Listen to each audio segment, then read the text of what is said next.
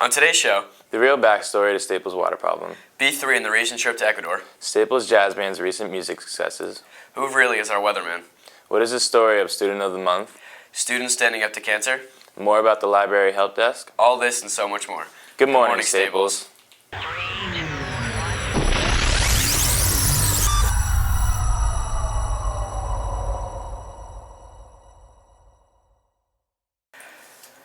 Good morning, Staples. It is Thursday, March 24th, 2016. I'm Zach. And I'm Jimmy. We have a great show for you today, and that show will begin as soon as we stand for the pledge.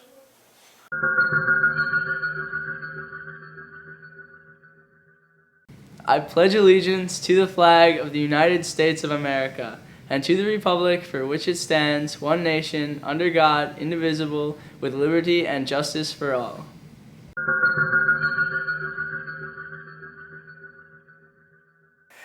Up first is Matt with his weather report.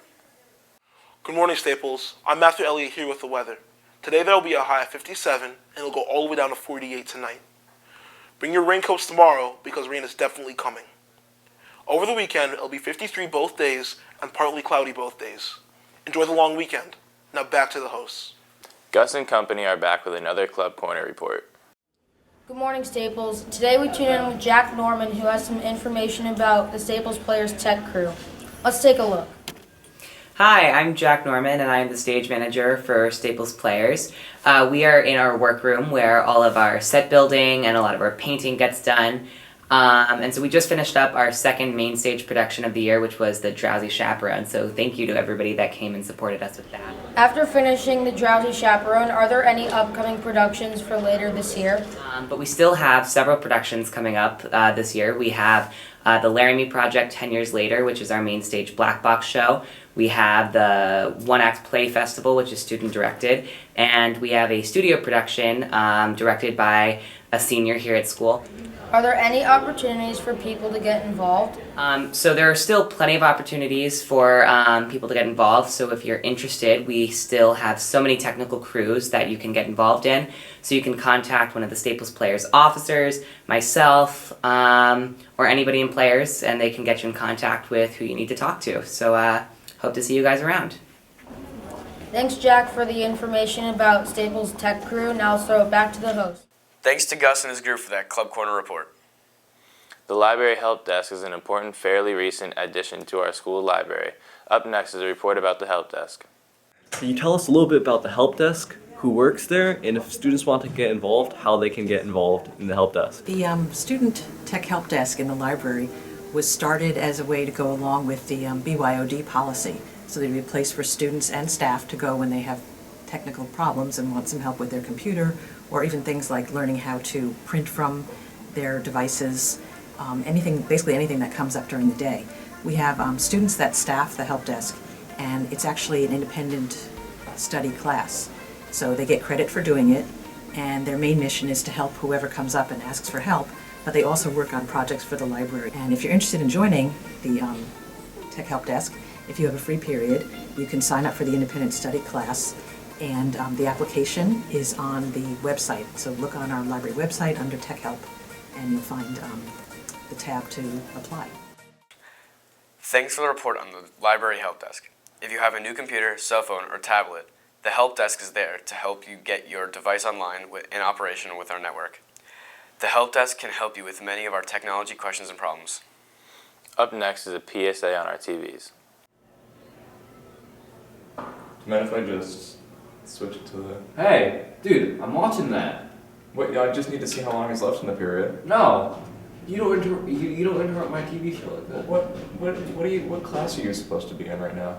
Math. Okay. This is not what those TVs are for. I need to see the schedule. I need to know how long until period 3. Okay. No. You know what? Oh my! See, now it's over. I missed it. Good. Oh, I missed the ending. You deserve it. My I need to see how long is left in the period. You there? You happy? Let me just take it in. How are you still looking? I need to remember it. Good morning, Staples. The administration wanted us to put out an announcement and let you guys know that TVs in the halls are for schedules only, so please don't turn them to other channels.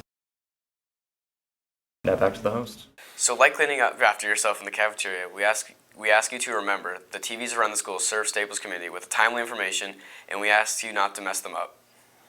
For some time, students have been called to the office once a month and told that they have been elected to be Student of the Month. Some of our TV journalists asked about this program at Staples and decided to look into it. Here's what they learned.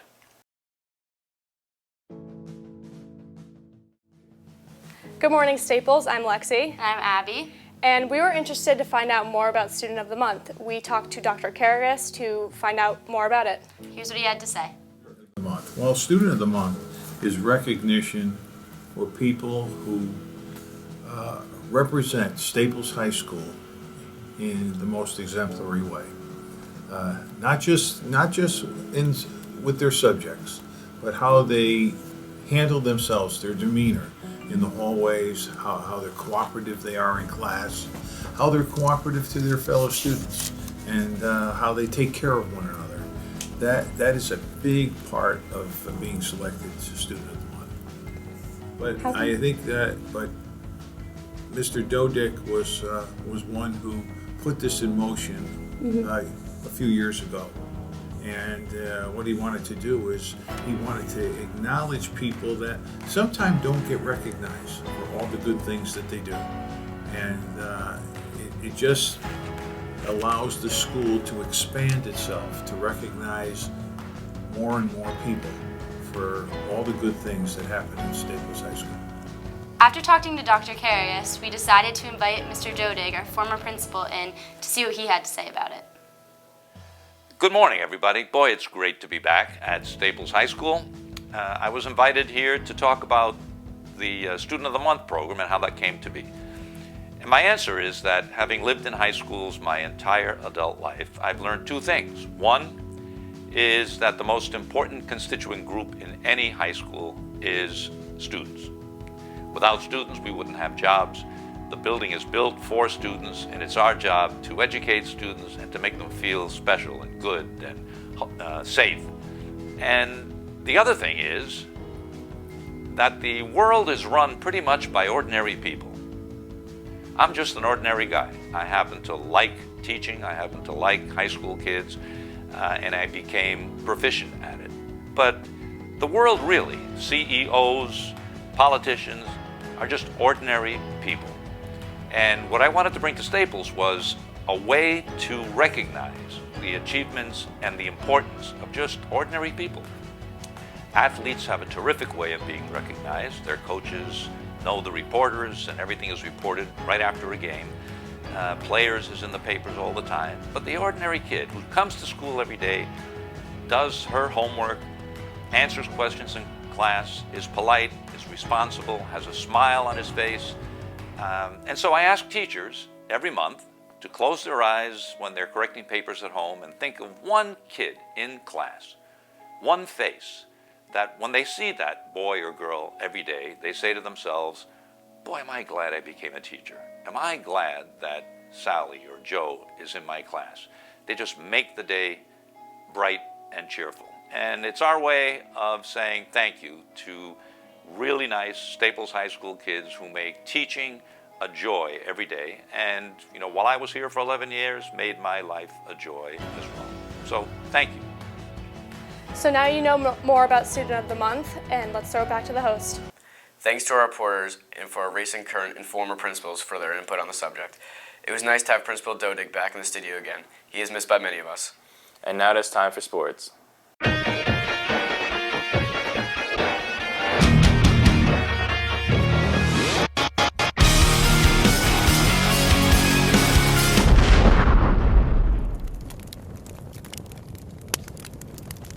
Hello, I'm Gus McGee and I'm here with our sports reports.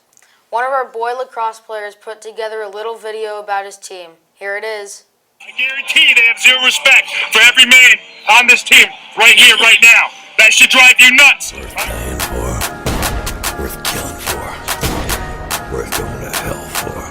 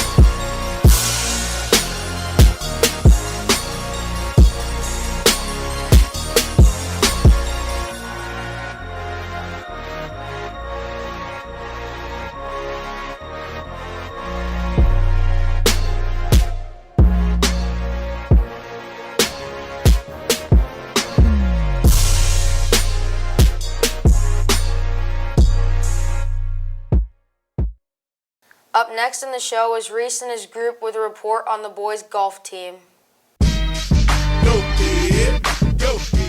And good morning, Staples. We are here with the golf edition of Chalk Talk with the varsity golf team this week, Captain Dan Kazi, the Tiger Woods of Staples Golf.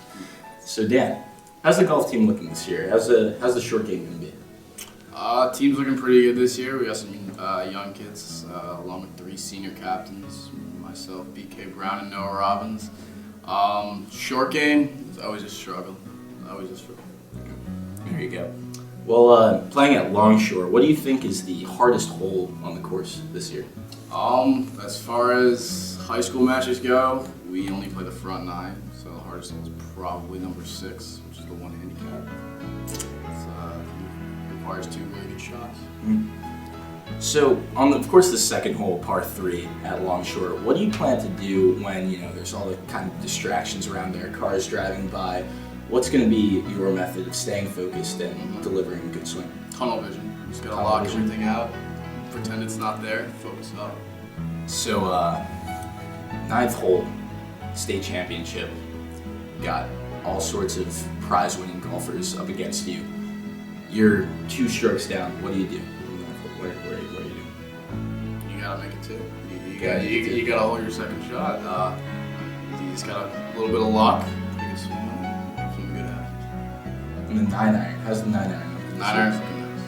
9-iron's looking nice. Nice and buttery. Excellent. BK Brown going to Babson University for golf. Is the big time right there. Big time right there. Nice D3 school up in Boston. He's looking good. He's been working hard in his game. They're gonna love out. Excellent, Dan. Well, thanks for joining us on this Absolutely, week's edition Mr. of Chalk Castle. Talk.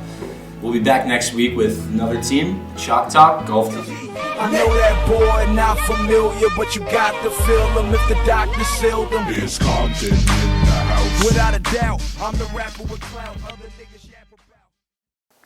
Thanks, Reese, for that report. Looks like the boys' golf team is in good shape for another successful season on the links. Our next sports piece today was created by Maddie and his team, and it's all about our baseball team. Hey Staples, we're here with baseball captain Nathan Panzer. How are you doing today, Nathan? Good, how are you? Fine, just chilling. How do you feel about coming off of last season? Last season was good. We went 22-6, which was good for number 5 in the state. We lost to Amity and we lost to Wilton in the state championship and FCX championship respectively. So we're looking to make that up, and anything short of 2 championships for us this year is a dramatic bust. All right, sounds good. Who are some big contributors that you're looking forward to perform this year? Well, the top of the order is the same as last year. 1 through 3 were juniors that me, Noah, and Ben were 1 through 3, and then 4 through 9 were all senior-led leadership. So we're looking to redo the 4 through 9 part of our order, and we feel like we have good youth in order to make up for the losses that we had last year. Excellent. Can you tell us about any big home games this year? Biggest home game right now on our schedule that means the most to us as a team is definitely Amity on Saturday, April 9th at 1 o'clock, which is going to be fun. Get the bleachers, creatures wild in right field, bring a grill, make some burgers, and have a good time, play some spike ball out there. Excellent. Thank you, Nathan. Thank you so much. Good job, Maddie. And to end our sports reports, we have part 2 of Mr. Klein's NCAA Challenge. Let's see how the students did last week against Mr. Klein and find out what comes next in this competition.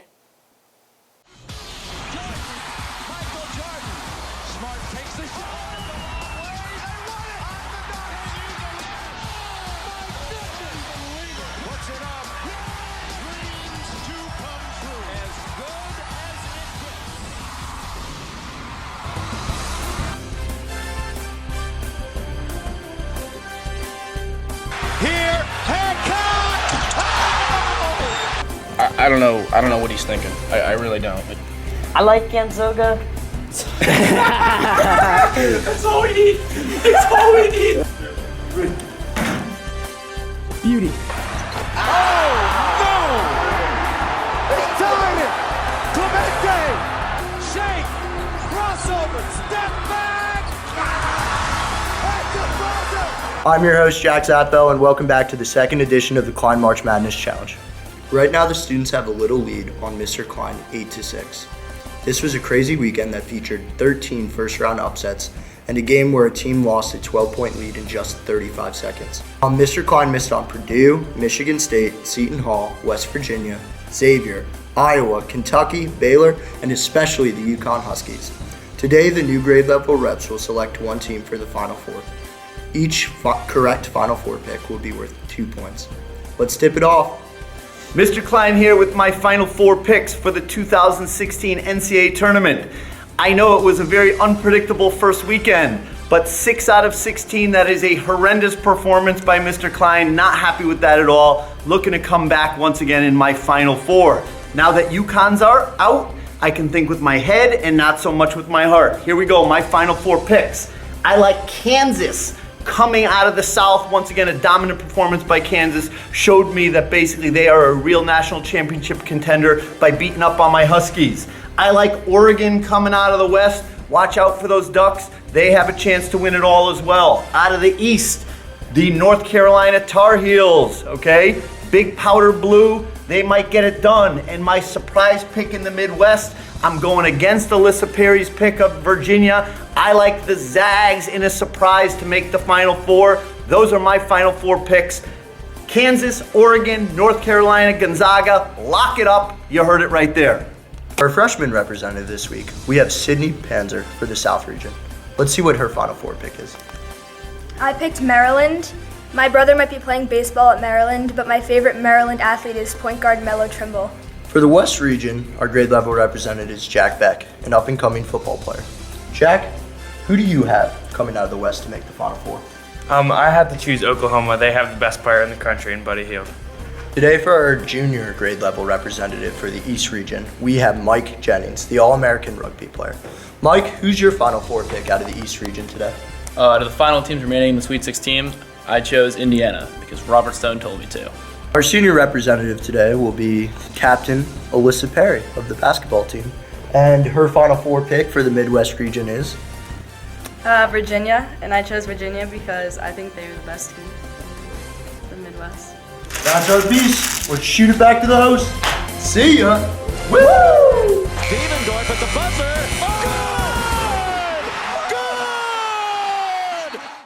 Alright, looks like everyone is off to a good start and it'll be an interesting battle between the students and Mr. Klein. Before we send it back to Jim and Zach, we have this one last announcement from Mimi and Mrs. McClone.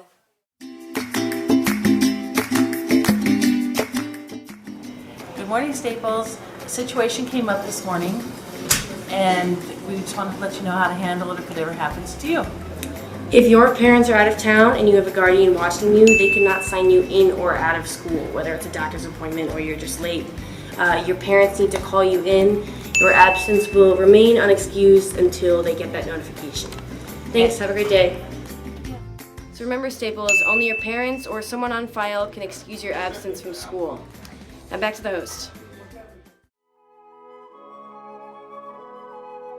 Good morning, Staples. Today we're going to have a lockdown drill from 10:15 to 10:20.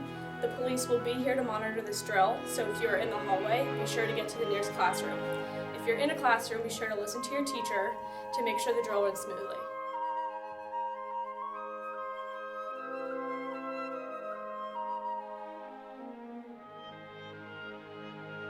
Now back to the host.